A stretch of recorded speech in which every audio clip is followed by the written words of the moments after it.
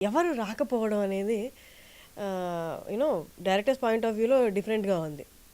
వాళ్ళ version. But first time ఒక యాక్ట్రెస్ని అడుగుతున్నా, వై ఇస్ ఇట్ హ్యాపెనింగ్?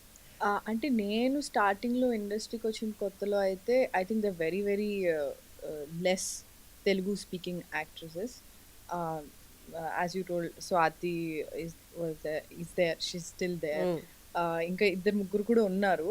ఇప్పుడు చాలా మంది అయ్యారు. I think after covid OTT వచ్చిన తర్వాత people actually directors, producers started casting Telugu speaking actresses. So I think ఇప్పుడు చాలా మందిని చూస్తున్నాం. నేను వచ్చినప్పుడు నేను చాలా ఇంటర్వ్యూస్‌లో కూడా చెప్పాను. అంటే లైక్ ఎక్కువ ప్రిఫర్ చెయ్యరు అని చెప్పి.